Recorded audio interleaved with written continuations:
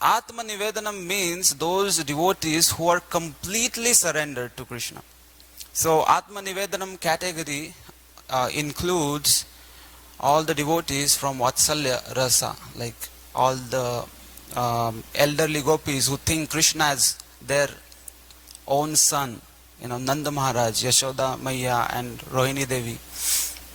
And also in Atmanivedanam is all the gopis who have completely surrendered their lives at the lotus feet of Krishna.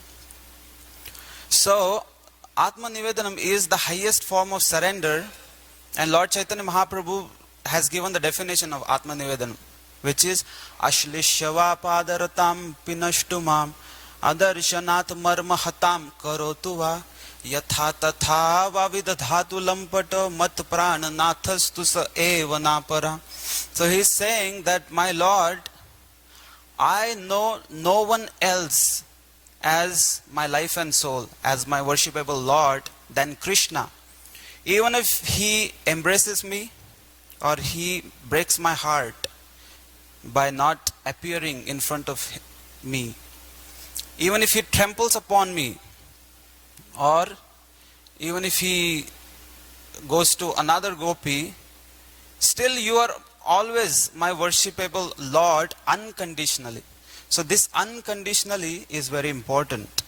That is the sign of Atmanivedanam, complete surrender.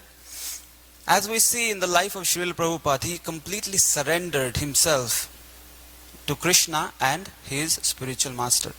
His spiritual master gave him the instruction that you should preach in English language. Whenever you get money, you should print books and you should preach in the Western countries. So he always remembered this instruction. So you can imagine the level of surrender Srila Prabhupada had towards Bhakti Siddhanta Saraswati Goswami. And Srila Prabhupada gives wonderful examples how a devotee has to be surrendered to the spiritual master. He says that the disciple should be just like a well-oiled machine. What it means is that a part of a machine that is well-oiled, it works in the machine, without making noise. It is just part of the machine. It is functioning so that the entire machine, it is just fulfilling its function. So that is like being the well-oiled machine. So for maintenance, a devotee can earn the livelihood, as much as is required for his needs. That is like oiling himself. When the devotee is well oiled, he doesn't, then he can function properly. Also, there is one more example which Srila Prabhupada gives, that if a person sees a snake crawling, he may take an iron rod but he would kill the snake with the iron rod. Srila Prabhupada says, just like that iron rod, one must be surrendered to the order of spiritual master and Krishna. Because there are snake-like tendencies in this world, which Krishna wants to remove, by taking an instrument. So we have to become that instrument to remove or to fight with the snake-like tendencies in the society. Like Krishna says, Paritranai sadhunam vinashaya cha dushkritam. So like the iron rod, one should be surrendered to Krishna. Prabhupada also gives an example of how one should be surrendered. He says, just like an animal who is in the custody of the master, the animal does not protest. The animal takes, the animal eats whatever is provided by the master. And even if a cruel master may kill the animal, but the animal, mistreat the animal or kill the animal, but the animal always remains, surrendered. So these examples are given by Srila Prabhupada in the purport of the words that we just recited. Also in Srimad Bhagavad Gita, chapter 4, verse 19 and 21. So we see the level of surrender Srila Prabhupada always had towards his spiritual master. As we know, Srila Prabhupada was, when he was in Grahastha ashram, his wife would not allow him to chant inside the house.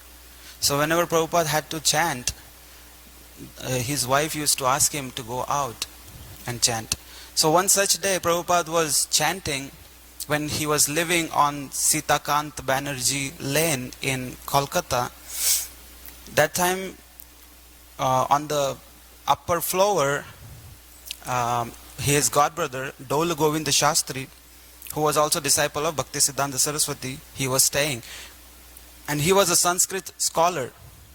So he was giving a class on Prithivite Ache Jata Nagaradi Gram Sarvatra Prachar Haiba Moranam. Chaitanya Mahaprabhu predicted that on every town and village of this earth, my holy names will be preached, will be chanted in every town and village of the earth. So Dol Govinda Shastri was giving a class, upstairs on this verse, and Prabhupada was chanting outside his house, on the downstairs. So when the class finished and the students went away, Dol Govinda Shastri came and talked to Prabhupada that I just gave a class about Lord Chaitanya's prediction that in every town and village my names will be chanted.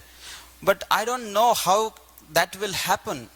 Who can make these Westerners, who will go and preach Krishna consciousness in the Western countries, which are so difficult to preach, and they are meat-eating countries, and most of the people are degraded. It's very hard to tell them the science of Krishna consciousness, and how many of them will even understand. So Srila Prabhupada said that time that if Chaitanya Mahaprabhu has predicted this, it has to happen. It will happen. We should never have any doubt. When Dol Govinda Shastri asked, who will do it? Srila Prabhupada said, one day a fool who has completely surrendered at the lotus feet of Saraswati Thakur will do it. So, when Prabhupada was in Grahastha ashram, he had this conviction that one day, at least somebody is going to do it.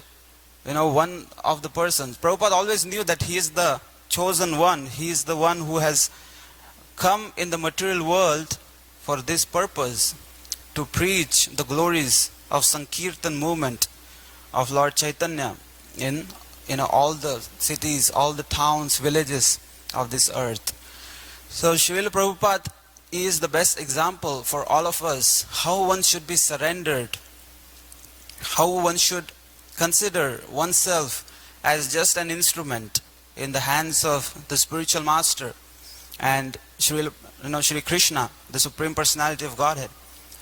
So this is the real treasure that we have received, that we have the best example to follow. We have Srila Prabhupada's all the best books, all the beautiful knowledge is given to us.